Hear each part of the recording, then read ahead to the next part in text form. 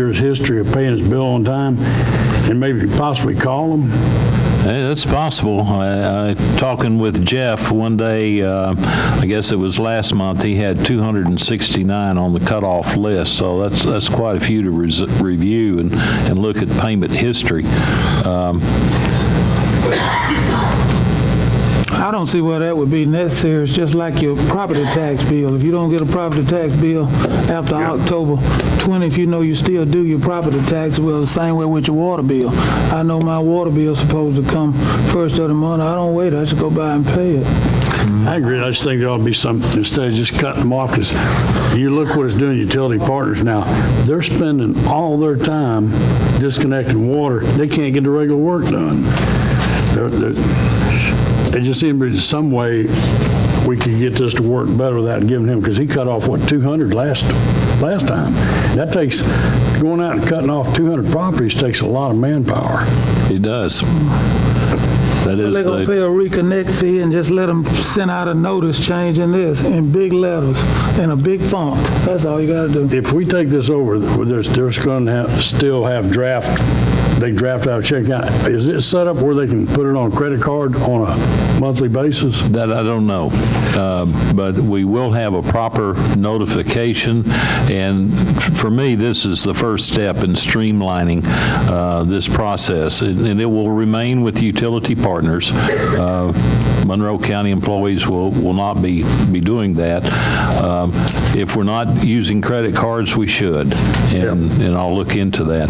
My thought on it is, I think we're going to have a lot higher number of those at first, but I mean, the penalty's there for a reason, and the first time somebody's inconvenienced with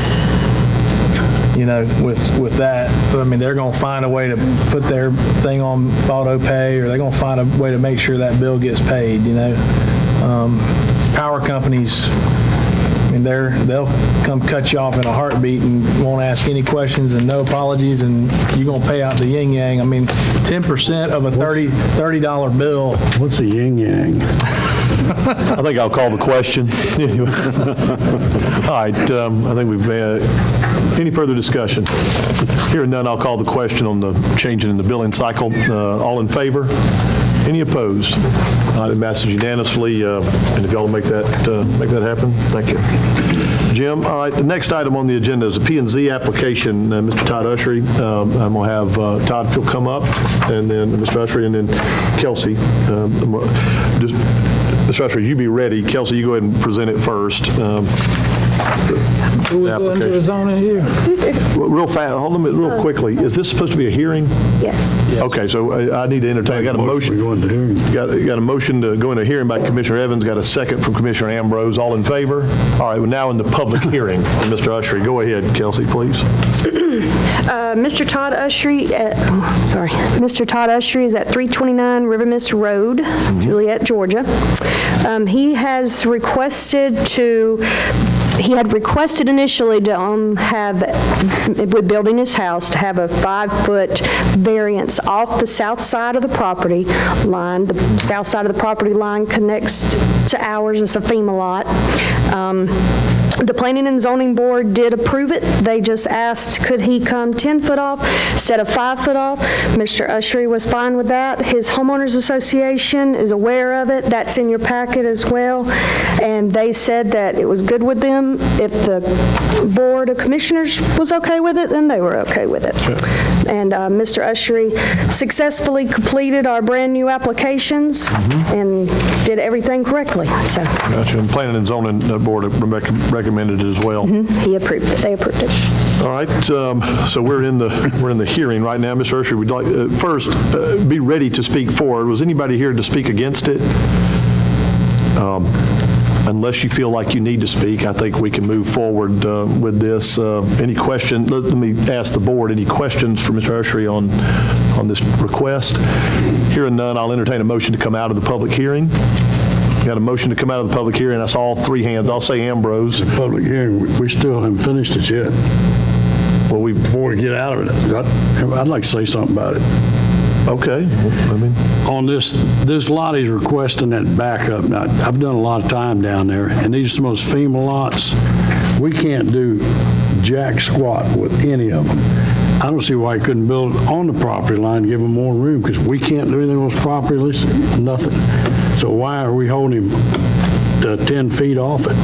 That's one of those FEMA lots that we can't do anything with it. I don't see why they don't let him come all the way to This the is a property. side setback. You're talking about the side setback, not the, Yeah.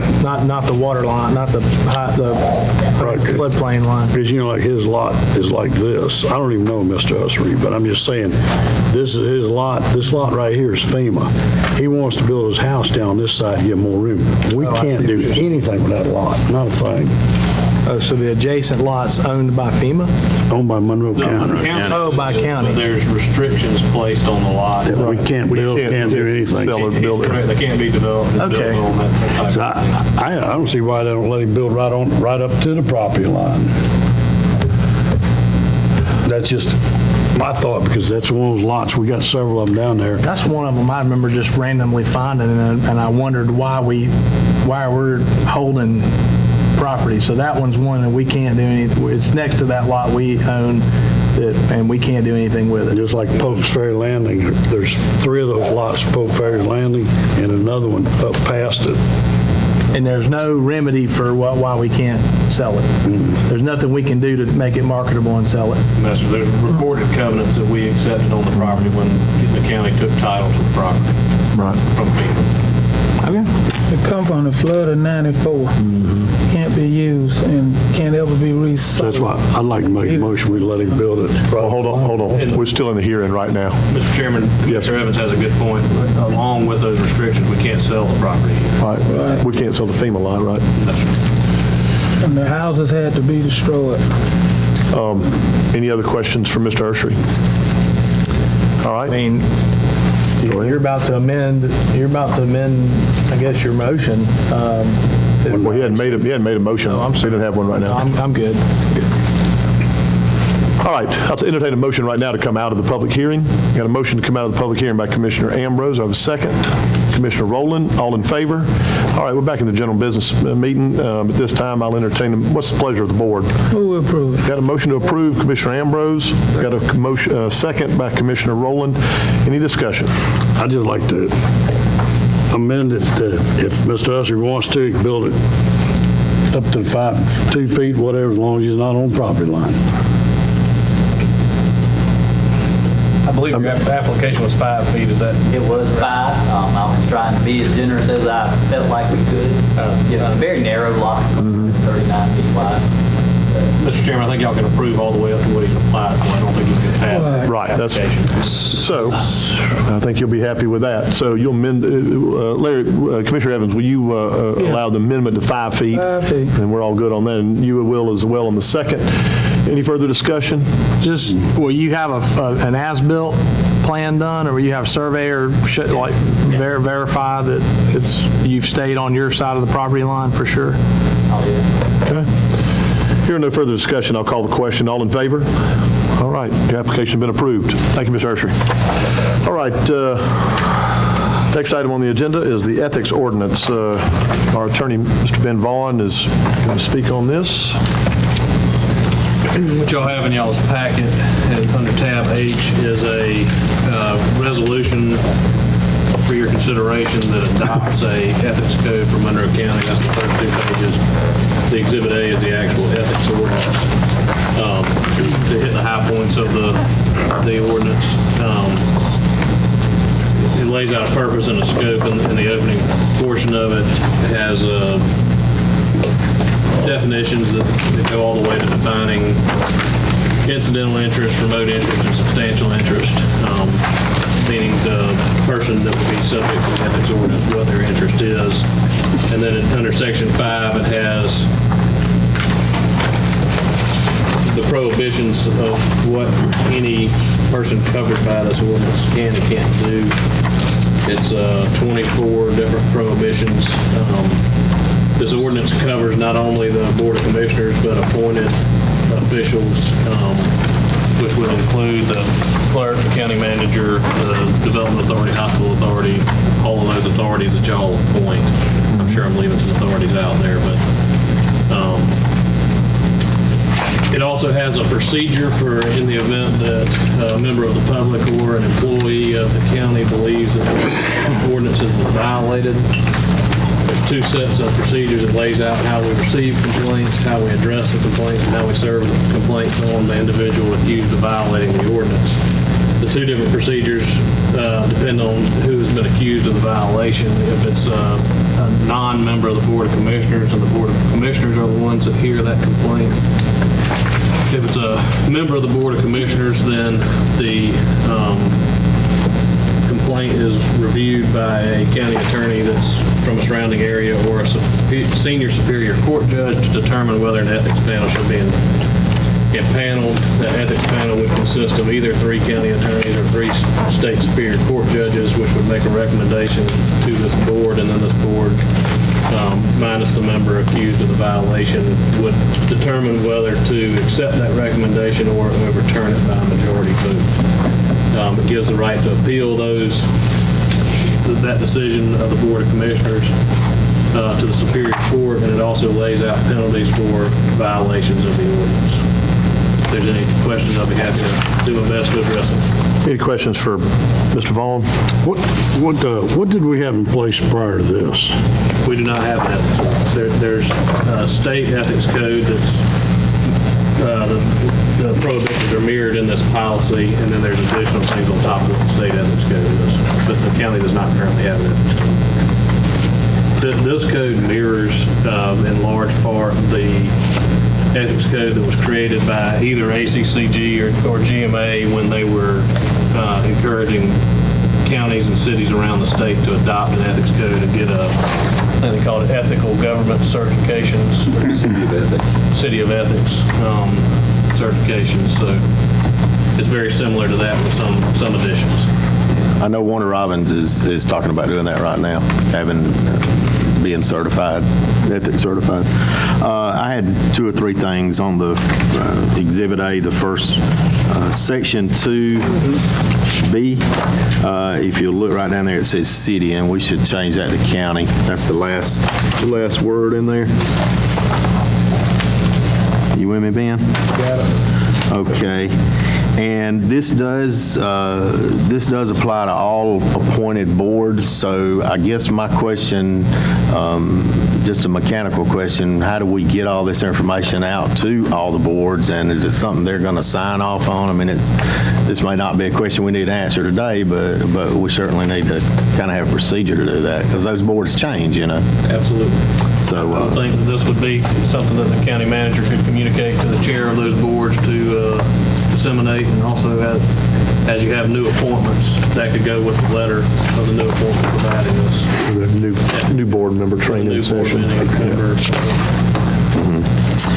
Section 5, number 8, it talks about executive session, how outside of it, it doesn't talk about executive session, but I guess my question is, outside of executive session, how do we know that information is deemed strictly confidential? So I just want us to be clear. This is whatever stamp or whatever we have on it, let us know. This is strictly confidential, so we'll know not to cross that line. I mean, I know these things, some of them I'm going to bring up are common sense, but that don't always work. So well, that's something that we could review and perhaps provide a definition there of being marked strictly confidential and discussed in executive session. In that same paragraph, it says that are discussed in closed or executive session. A lot of stuff we don't discuss gets out. We try to keep a transparent government up here and let the public know about it. So I think we need to go with his recommendation that anything needs to be marked personal and confidential. If not, then we need to dispense it to the public so they can see what we're doing. yeah. Some of us doing that anyway. Number 23, it says or my question here was about drawing travel funds or per diem from the county. So this tells me if someone signs up for a trip or a class and they don't go, then they're responsible for the cost. Is that correct? Yes, sir. Okay. And then let's see, looks like a section B, and this is basic to the kind of line that's drawn between the county manager and the commissioner or the commissioners, that it does clearly change the way we've done business in the past.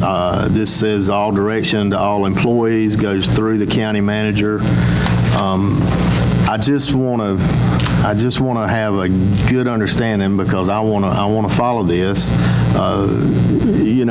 Historically, we may have given direction to the road superintendent or something like that, but this is different, and I guess we all need to have, to clearly understand here, even by example, here's what it is. I just think that's important, and also we need to relay this to our employees so they'll know what's expected of them, because it's not fair to them to if we ask them to do something that violates this policy, even though we're the ones violating it, they're facilitating it, and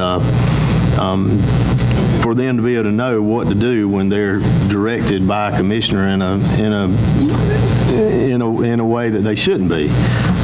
Those are things that I just like to clarify. And thank you for pointing that out. First of all, I have that as one of the things that I meant to highlight as I went through the highlights of the ordinance, and the board does need to be aware of that, because that is a substantial departure from the way things have been done in the past, and this board has discussed a similar provision in the past, but has not implemented one. So that provision does require that all orders, directives, instructions for action to county employees from individual commissioners come through the county manager. If I could, I'd like to maybe amend this to exclude what I will refer to as notifications. A county commissioner driving down the road seeing a large pothole should be able to pick up the phone and call Junior Watts and say, Junior, I've just hit a big pothole. It's located at this address. To me, that's not giving instructions or directions. It's just a simple notification. You will receive phone calls as a commissioner saying, I've got a water leak. What can I do? If you know Jeff's phone number, notify him there's a water leak. It's beneficial to me to have a number of set of eyes throughout the county without putting a roadblock in front of them where you couldn't call people that you've known for a number of years. That you're not directing them, you're not instructing them, you're just letting them know that you've seen something that in due course needs to be addressed. It's the same going into effect if we see a safety violation with our employees. I wouldn't have a problem with that. Prefer I get notified about it, but What I've been trying to do as a general courtesy is, if it's not a 911 situation, and also just to save you time on certain things, is to just copy you on an email. That way it's going to whoever you see that it's there to be followed up on, and all that kind of stuff on most things. I think that's just good courtesy generally. Well, most of that's a notification. You're letting them know, like he's talking about a pothole. You probably are telling Junior, hey, there's one on Johnstonville Road. There's a provision in here, though, right? It states that that's an exemption, or is it just, there was something in here, something like This provision shall not apply to communications with such officers or employees for the purposes of inquiries and investigation. We could add in notifications and/or safety concerns. What would be an inquiry in your mind? What's an example of an inquiry, just so we're all on the same page there? In preparation for the meeting, if a commissioner had questions about the budget, I think it would be appropriate to ask Lori for financial information. Fair enough. All right. Okay, on the first page, the bottom line, the ethics ordinance shall not be applicable to the professional activities of the county attorney in his or her work as an independent contractor and legal advisor on behalf of the county. Why wouldn't it be? Why would you be excluded? Suppose you had something like a trust account fraud situation, which is most common with attorneys, and then you're going down and look at the next paragraph, that bottom line, the county attorney is subject to the ethical consideration disciplinary rules enacted by the State Bar of Georgia and therefore is not covered by the Code of Ethics. I mean, why wouldn't it if something were to come up? County attorney would be immediately suspended. I don't see why you would be excluded. Because the county attorney and any attorney in the state of Georgia is subject to the State Bar of Georgia rules. The State Bar of Georgia rules are more onerous than this ordinance. And if there's an issue with my representation of the county, there's an established procedure to the State Bar of Georgia of how to handle that.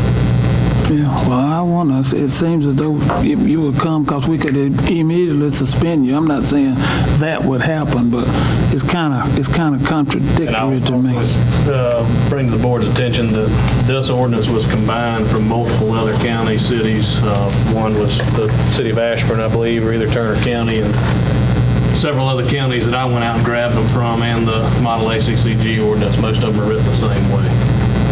Oh, okay. And the reason being is that we're subject to the State Bar of Georgia rules, which are more strict than this ordinance. Okay, well, this is just the first reading, and I really think we'll go over it again next meeting and answer any questions, because there's quite a bit of information we need to go in, especially on the conflict of interest part over there. If you look over there on page 3 on the A down there on the 3, not engage in any business with the government either directly or indirectly, which is inconsistent with the conscientious performance of his or her government duties. I mean, you got to step away with doing business with the county if you're doing any kind of business with the county any kind of way. And I always emphasize to employees that I don't care how it look, don't buy any surplus stuff from the county. You know, don't have any business to do with them. And going down to that next to the last paragraph, never solicit, accept, or agree to accept gifts, loans, and gratuities and whatnot. That stretches it out a bit. And that goes as far as county commissioners go. I never even accepted a dinner from anybody. And it looks bad to me when, with smaller counties we are, when as officials you take contributions from people. That could dive you over in that. I've never taken a contribution from anybody. I think that it reflects badly, especially in a situation like this. And the last line, never accept any economic opportunities for him or herself. That's a serious conflict of interest. And it goes on, get a little deeper with your family and whatnot. So I'm thinking we need to review this once again and go over it, and hopefully you'll be here. And yes, sir, if I can address some of those comments. And this is just a first reader. This is for y'all to take home. We wanted it on the agenda as a first read. We think this is a significant ordinance that y'all need to spend some time considering. I would like to point out, though, that the first 6 of those standards there come from the Georgia Code. Those are conflict of interest standards that the board is currently subject to. That's copied verbatim from the Georgia Code. Okay. Any other questions for Mr. Vaughn? Yeah. This is a first reader. We've got time to look it over and discuss it before we vote on it at the next meeting, because we won't take a vote on this tonight. Yeah, we need to number the pages too, where everybody will know where we are. I agree. You know, because once again, you touch on several things and it goes back and forth. All right. No further questions. We'll move on. That gets done with the regular business items. Next item on the agenda is a speaker's appearance by Miss Gigi Weaver. Is Miss Weaver here? No? I guess she won't be speaking. Mr. Cody Ham is also not here. I know that we have a number of the Cattlemen's Association folks here, and we're glad y'all are here and appreciate you being here. There was some thought that this speaker was going to speak against the slaughterhouse. I'm not sure, but I thought that was the intent of the original speaker.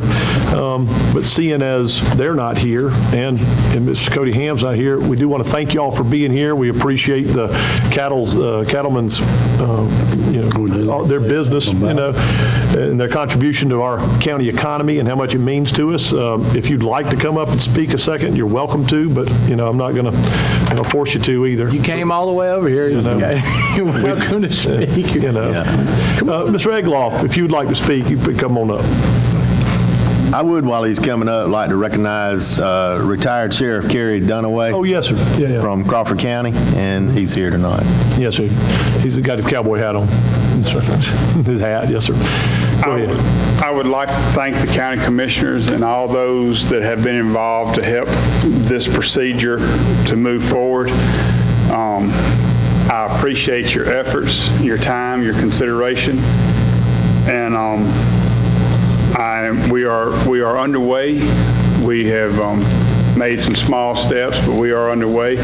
We're hoping to be complete mid to late August, and I hope to be a shining star for Monroe County and the cattlemen's industry, and I thank y'all for your support. Very good. Appreciate you, Mr. Egloff.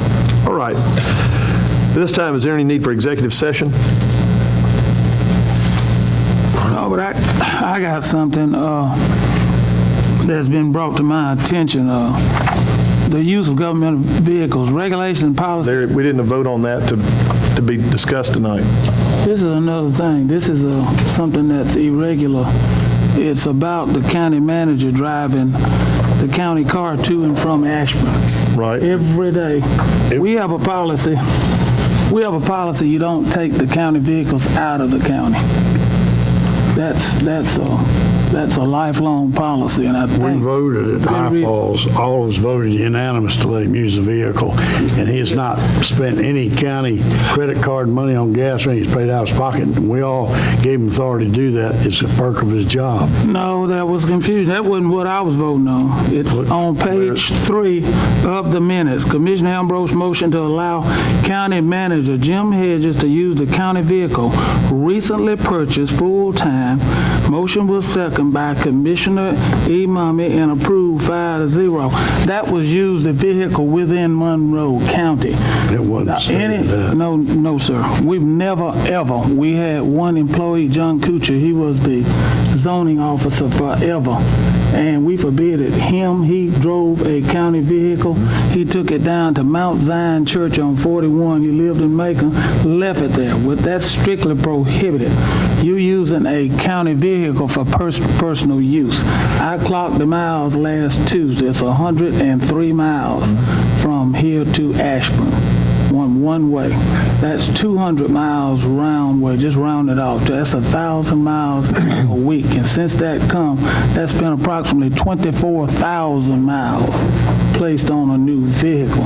You don't use a government vehicle for personal use. You don't do that. Now, you work for the same company I work for. I had a vehicle. Most times I didn't use it. I left it at the office. You can't use a government vehicle for personal use. And I need that corrected. That needs to be. Okay, so at this time, I'll entertain a motion to approve Mr. Hedges' use of the vehicle to and from his home until such time as his house is sold, as it is on the market right now. I got a motion from Commissioner Ambrose to approve that use to and from his home. Do I have a second? I'll second. Second. Commissioner Rowland, any discussion? Once again, put this in the minutes. It is a violation of the use. We use the same rules that the federal government use on vehicles. It's a government vehicle. It's our rule, and we can change it, and this exception is only for Mr. Hedges, so, I mean, we got a motion and a second. Any other discussion? Before I vote, I want to get All right. county attorney's opinion on that. I mean, is this a county rule that I'm not aware of a county ordinance that restricts that. County or state? I mean, are you saying there's a county or state ordinance Absolutely. that prohibits this? We use the same rules as the federal government, basically. You do not use a government vehicle for personal use. Just as I just mentioned, my company, I had a company vehicle. I could not, bring it home. The reason we let the sheriff's department employees use it, they're on call, but they are within the county. Some of them live out of the county. Well, they ain't supposed to be taking it outside of the county. That's a rule. So my understanding was that we all approved this based on the fact that we hired a county manager that didn't live here, that was trying to sell a house in Ashburn, and it was a temporary measure that I considered part of a benefit to get someone that we felt like was super qualified for the position. right. To me, I don't think it's out of line, for companies that are even much smaller than the revenues that we take in as a county. I didn't think it was that big of a concession, quite frankly.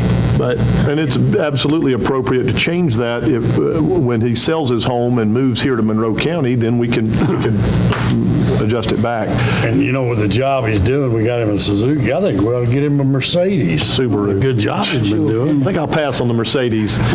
Well, like I said, still using a government vehicle. Sure. And all you got to do is Google it on your phone right now. Those are the rules we have went. We have not changed them. And half this town know about it. And he passed me one day. I was just assuming he was going to Macon or somewhere on business, going down 75, and it was about 2:30 then. And no. Do you know what time Mr. Hedges gets here? That's a good discussion. Usually about 6 o'clock in the morning. Well, our office hours are 8 to 5. He needs to be here 8 to 5 doing business hours. We require everybody to be accessible from 8 to 5, not at his discretion. Nobody's here at 6 o'clock. Yeah, I've come by here at 6 o'clock. Seen your car up here. Sure. We come up here early. Absolutely. Anyway, this isn't pertinent to the motion. So we've got a motion and a second to approve the use of the vehicle until he sells his house and moves here. With no objection from, I'm prepared to vote if we know there's not an objection from county council.